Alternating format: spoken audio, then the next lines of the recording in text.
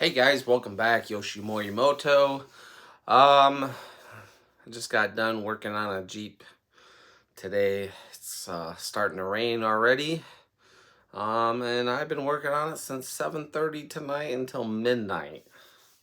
Um, and I've been working on this all week. Um, it's just been hectic. Hell. Um, so I had a customer come out to me and says, "Hey, I got def wobble, blah blah blah. This needs to be fixed." Um, so I kind of looked around at it. The passenger side um, axle U joint was bad. There's a N axle seal that was rolling around. It had inner axle seals that were leaking. And just the list just keeps going down, and like everything I've been working on, it's been hectic, problematic, at one thing after another after another after another. And I've been working outside in the elements, so that's really hasn't been helping either. So like this week's been cold, last week it rained. I'm dealing with the rain again. It's not like I have access to my garage, as I got my Chevy Equinox in there and some like all my other stuff. So it's just like get to it when I can. Um, I've been trying to get it done for them for Sunday, and then they go, you know, I told them they need brakes, um, and now I gotta go out and get the rotors turned if I'm able to, or uh, another week goes by. So yeah, I'm just trying to get everything all done, and it's not looking like I'm gonna be able to get this at the alignment shop on Saturday like I planned on it, because it's gonna rain all day. So Sunday they're closed, Monday they're open. I got things going on Monday. So this is gonna be week 3.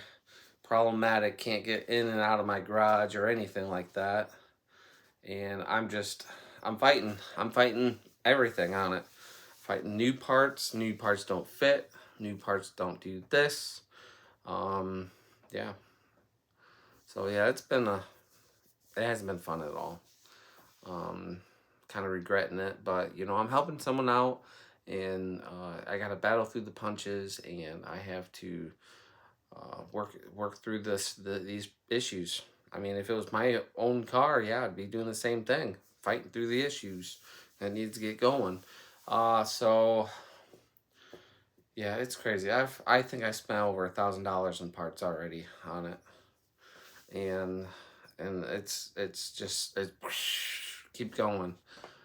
So yeah, uh, once they get everything all fixed and everything hunky dory, probably get it back here in a couple more, maybe like a month or so, and get valve covers and find the leak, and then have it for another week.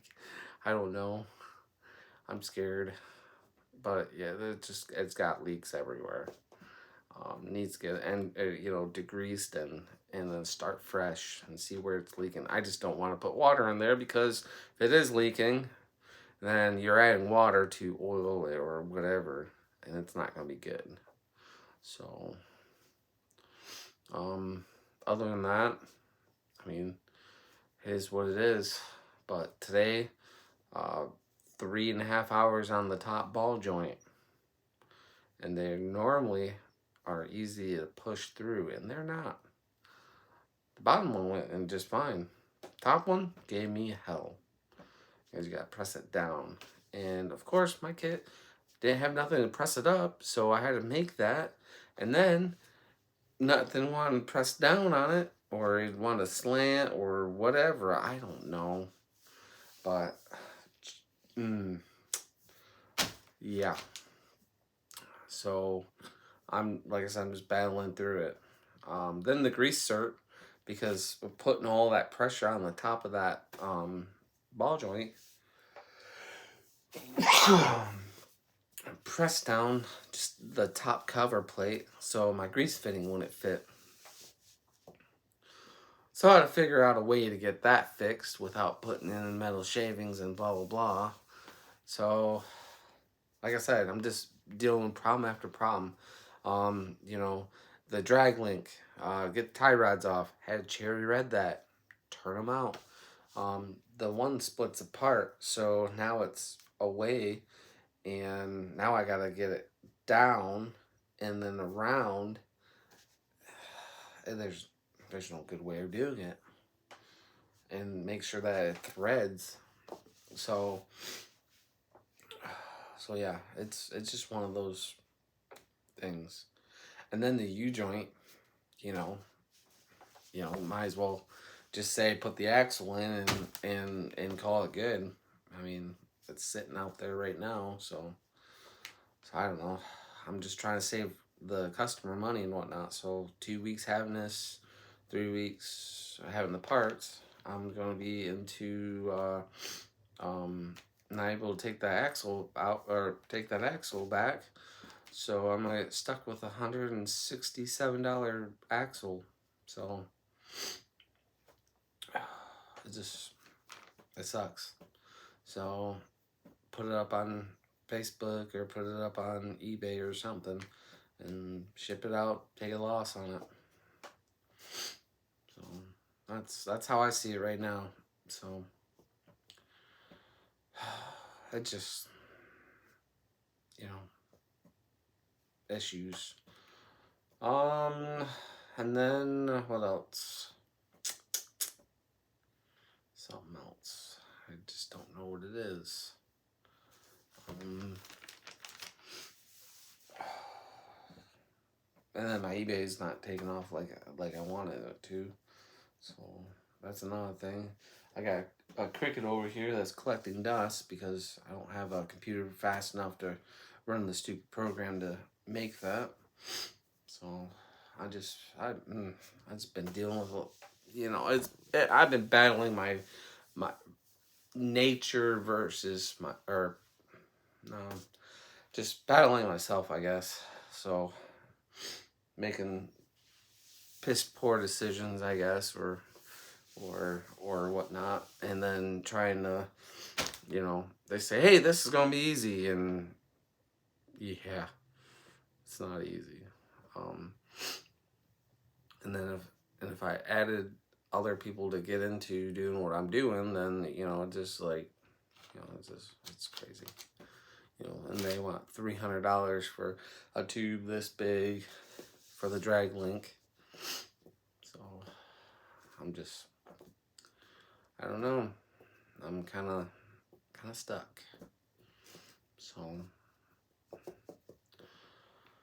trying to make lemonade out of lemons. But on a good note, I had a good week so far at work. I've had issues and I fixed them and stuff like that. So yeah, I just been, like I said, working on this Jeep. I've had to make custom things to take away the ball joints and press them, and you know, came out in the end, you know, for pressing it back down. So, you know, take that for what that's worth. But yeah, it's been hectic. It's been hell. But she appreciates everything I've done to help her out, and you know, I couldn't have a better understanding customer slash client, and they just know how it is, you know, and I'm grateful for the communication that we've had, and you know, you're not rushing because Jesus Christ, I don't know how else you could do that without really fucking things up. Excuse my French. So especially when it's been raining, like I don't have a canopy, or like I said, I would like to have work in my garage, but when I go to lift my stuff up in the garage, my concrete floor does this and makes it very unsafe. So I don't do any construction or working on vehicles, in my garage. It's everything's been done either on the outside of the entry of the garage or in the front lengthwise. So the garage door is like this and my vehicle's like this and not like this because I got a steep incline. So in and doing it like where I have it right now, I'm like, ooh, I'm like 2 inches difference from one side to the other within uh, 6 feet across. So, I mean, it's just like a tremendous slope. I told my HOA if or I should say, I asked my HOA if I could put a new driveway in and to keep it level off and whatnot. And they go and said, no, we like to have the driveway match everyone else's driveway. And I'm like, well, I can't do what I need to do in my driveway because of this. And realistically, I want a flat driveway, okay? Flat driveway with a little bump going into my garage, and my garage be one whole slab. I mean, it'll have to cut away or whatever it is, but it's like my garage is only like 2 inches or something like that, and it just moves like this. I mean, it's not purpose for working on a vehicle. Um, I need like 8 inches of concrete in there, and someone goes, "You need 8 inches of concrete?" Yes, because I want to put those jacks in there or a lift in there or whatever. But that would bring my garage down because I would have to dig 16 inches or no. Ooh, I think I'd have to dig my garage out 14 inches to match the road out there. 14. And then I have to go another 8 to, so you're looking at, what's that? 4 and 8 is, so 22 inches have to dig out. And then I have to foot everything for the, well, I guess the outside perimeter I don't really care for. Like, I could leave, like, I don't know, like a foot section where my water heater and stuff are, and just cut alongside of that, and then dig out, and then just reinforce with rebar going all the way across. But I don't think that's even gonna be possible. It's just gonna be deep pad, and then it's gonna have to branch into that. So it might rebar on that to reinforce it, but you know, I think I have to. I think I have to do like a foot and a foot and a foot, and cut all that, and then take the rest out of it, and then whatnot. And I think I'm gonna fall into that water line that goes out towards the road, because that's in the garage sticking up for my meter, and go straight up and out. It's such a, I don't know how to describe it. It's just like I said, this I don't know. I'm living a joke of a life, I feel like, and I just egg it on. So, but yeah, other than that, I mean, it's just been, like I said, problematic working on this 2009 Jeep Wrangler Unlimited Sahara Edition. And you guys would laugh about it too. So, customer bought it off from a kid. They didn't do preventive maintenance on it. These people didn't do preventive maintenance on it. And if they did, it was oil changes only. Valve cover gasket's leaking. The transfer case is leaking. The transmission's leaking. All needs to be new gaskets. I think the oil pan's leaking too, but I don't know. And I'm afraid, like I said, to spray everything with brake clean or degreaser and figure out where the leak's coming from, because that's going to take a while. Because that's caked on. I would go to the power washer, get it all after degreased, and see where everything's leaking. So, but that's me getting on my knees and getting in their vehicle and everything else. So it's just like it don't make any sense. So I'm just trying to figure it out. That's all. And here's the thing, like after everything dries and whatnot, and then the leak comes back, it's gonna be like remain seal. I can see it. And I don't like doing those because you got to pull the transmission out and blah blah blah. No, and I don't have any of the tools for that. I mean, I used to have tools and everything for working on every vehicle you could think of, but since I moved, I had to sell and whatnot. So I probably had like 10 grand worth of tools. Cherry pickers, transmission jacks, jack stands, lift stuff. So, but anyways, that's me ranting and raving about this 2009 Jeep Wrangler JK. But yeah, just like I said, living the dream, helping people out. That's being whatever. I guess they don't want to sell it now. I don't know.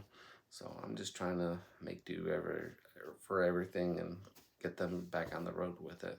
So thank you for being patient with me. Thank you for hearing me rant and rave. I mean, it is what it is. But yeah, it's been a learning experience. So I've worked on a couple Jeeps, but not a JK. So, but yeah, front end is front end stuff, and the front differential is the same as every other thing. So, take what you know and apply it to this, and come out with a better looking thing. I don't know, but anyways, so that is it. I'm Yoshi Morimoto. Thank you for watching. I mean, there's not much. I'm just in my spare room where I do all my eBay stuff, so, and my Cricut and everything else. So, I mean, photo box right there. Tell you, there's my light. So, that's about it. So, thank you again for listening to me rant and rave in front of a photo booth and talking about a 2009 Jeep to my garage and my problems. Thanks. All right, bye.